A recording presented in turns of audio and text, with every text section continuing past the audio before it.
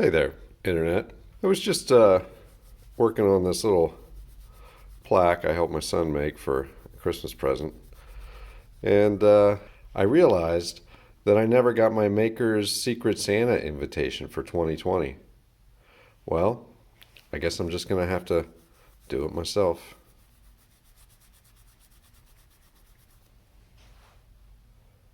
All right, so I'm going to throw the candidates in here and mix them around really good. Got a Home Depot bucket here. And just cover my eyes and reach in there and grab one.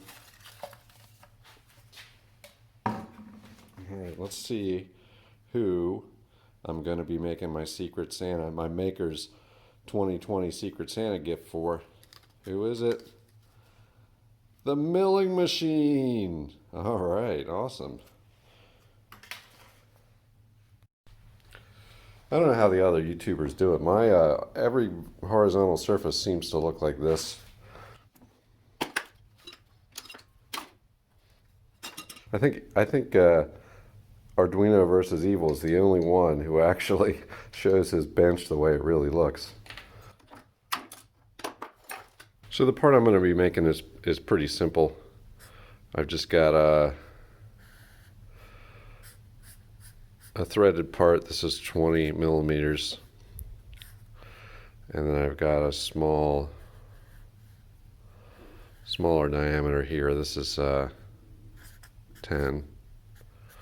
And this is 9.4. And this is what's going to get the splines cut into it. This is 36.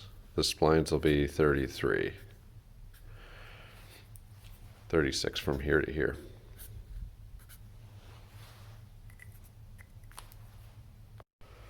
So I've got this half-inch mystery metal. It's probably A36 mild steel. I think I bought this from Home Depot quite a number of years ago, but this will work great.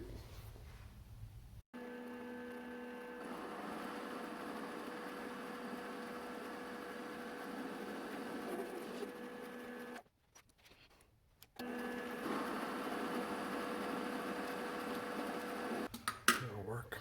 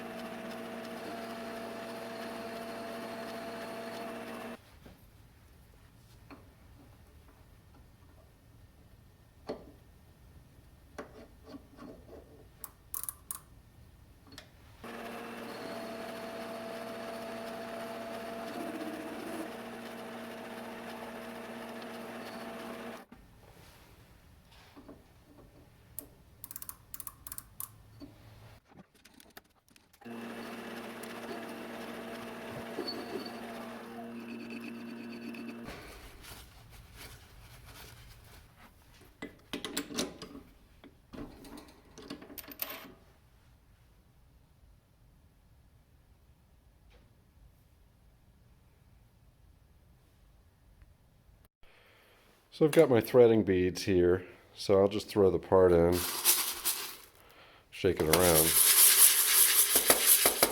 and we will see if we can feel around for it. Oh, I think I see it. I think I see it. Careful. The threads have developed a little bit. Just got to brush them away real gently. Yep. That looks like threads. Here's my setup. I put a lot of work into the enclosure, but actually I didn't. This is a very old CNC controller with an ESP32, and I've got the servo hooked up to that with some wires that it's amazing that they actually connect. I've got the GT2 belt as the input drive, and then I've got this HD Systems planetary gear. I think it's a 21-to-1 reduction, And then I've got an ER32 collet chuck mounted to the mounting plate. In the mill here, I've just got it's a 60-degree, I think, cutter that I use these for my PCB milling. It's carbide, so it'll work fine for this mystery metal.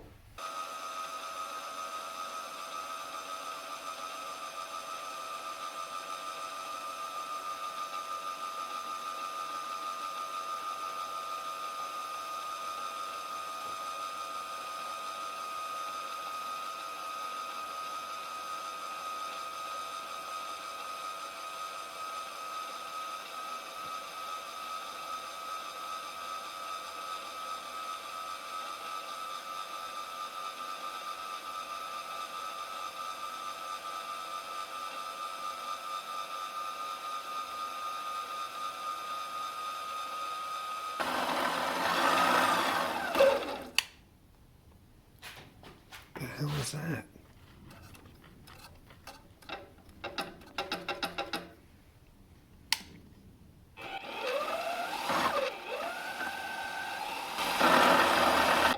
What is that?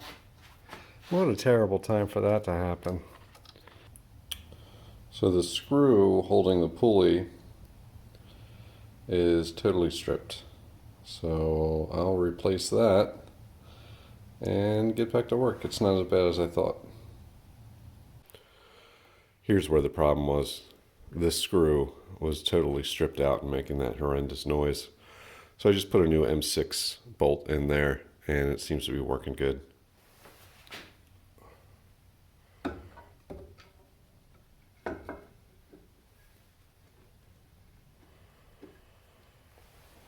Except the cover won't go on. Ah, look at that. There's your problem.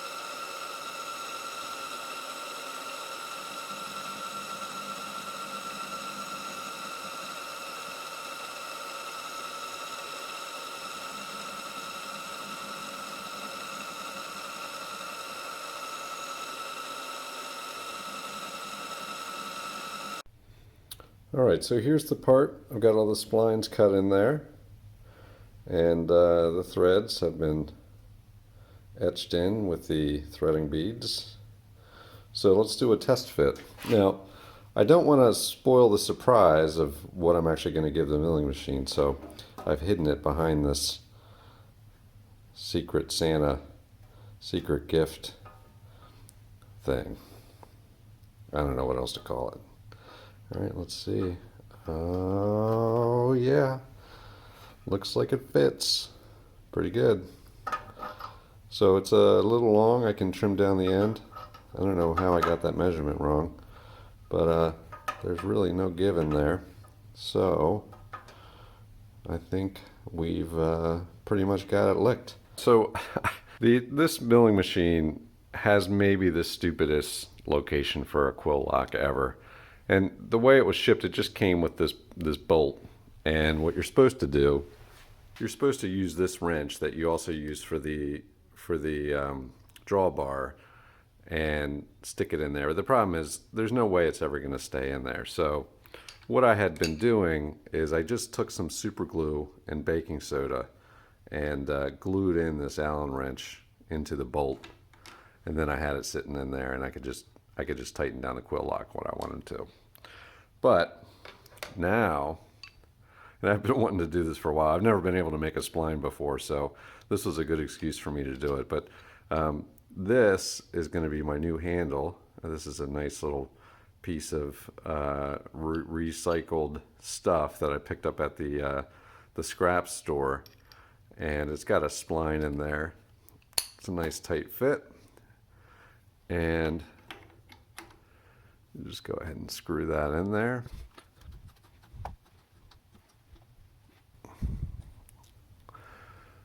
All right, so it hits on here a little bit. I'm glad I made this a little longer. I didn't actually cut the length off yet. So if I have it right about here, I can just epoxy it into place at this point. Just give it a little snug, and the quill's locked nice and tight, and then back it off, and the quill's loose again. So I had made a previous video, I don't know if you've seen it or not, but I was perplexed as to why I couldn't get another bolt to lock the quill. And there's a little plug in there that presses up against the quill body to do the locking. And what I had done is I had put a 5/8 bolt in here, but it's actually M10. So it'll thread in about 6 threads, and then it won't go any further. So I made this the right thread, and this actually works pretty well. Just a little bit of pressure, and that's nice and locked in. And then I can grab a blowtorch and disconnect this hack. So Merry Christmas, milling machine. And for you guys that watch, thanks for watching the Do-It-Yourself Maker's Secret Santa 2020. See ya.